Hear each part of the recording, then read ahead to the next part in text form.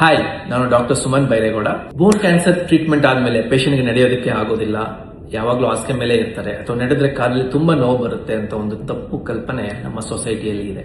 ಇವತ್ತೊಂದು ಮಗು ಬಗ್ಗೆ ಹೇಳೋದಕ್ಕೆ ನಾನು ಇಷ್ಟಪಡ್ತೀನಿ. ಈ ಮಗುಗೆ 6 ವರ್ಷದ ಹಿಂದೆ ಆಸ್ಟಿಯೋಸಾರ್ಕೋಮಾ ಅನ್ನುವಂತ ಒಂದು ಕ್ಯಾನ್ಸರ್ ಗೆಡ್ಡೆ ತೊಡೆ ಮೂಳೆನ ಅಫೆಕ್ಟ್ ಮಾಡಿತ್ತು. ಸೊ ಇದನ್ನ ನಾವು ಬೇಗ ಡಯಾಗ್ನೋಸ್ ಮಾಡಿ ಇದಕ್ಕೆ ಒಂದು ಕಾಂಪ್ರಹೆನ್ಸಿವ್ ಟ್ರೀಟ್ಮೆಂಟ್ ಅಂತ ಹೇಳ್ತೀವಿ. ಅಂದ್ರೆ ಫಸ್ಟ್ ಕೀಮೋಥೆರಪಿ ಕೊಟ್ಟು ಅದಾದ್ಮೇಲೆ ಒಂದು ಮೇಜರ್ ಸರ್ಜರಿ ಮಾಡಿ ಆ ಡ್ಯಾಮೇಜ್ ಆಗಿರೋ ಮೂಳೆಯನ್ನು ರಿಮೂವ್ ಮಾಡಿ ಆ ಜಾಗಕ್ಕೆ ನಾವು ಆರ್ಟಿಫಿಷಿಯಲ್ ಮೂಳೆ ಹಾಕಿ ಸರ್ಜರಿನ ಮಾಡಿದ್ವಿ, ಮತ್ತೆ ಕೀಮೋಥೆರಪಿನ ಕೊಟ್ಟಿದ್ವಿ. ಸೊ ಈಗ 5 ವರ್ಷ ಆಯ್ತು, ಕ್ಯಾನ್ಸರ್ ವಾಪಸ್ ಬಂದಿಲ್ಲ, ಮತ್ತೆ ಪೇಷಂಟ್ ನಾರ್ಮಲ್ ಆಗಿ ಎಲ್ಲ ಆಕ್ಟಿವಿಟೀಸ್ ನ ಮಾಡ್ತಾ ಇದ್ದಾರೆ. ನೀವು ನೋಡಬಹುದು ಪೇಷಂಟ್ ನಡೀತಾ ಇರುವಂತದ್ದು. ಯಾವ ಕಾಲಲ್ಲಿ ಮೇಜರ್ ಸರ್ಜರಿ ಆಗಿದೆ ಅನ್ನೋದು ಹೇಳೋದ್ ಕಷ್ಟ ಆಗ್ತಾ ಇದೆ. ಮತ್ತೆ ನಾರ್ಮಲ್ ಆಗಿ ಸ್ಟೆಪ್ಸ್ ನ ಕ್ಲೈಮ್ ಮಾಡ್ತಾ ಇದ್ದಾರೆ. ಈ ಮಗು she is very good at her studies.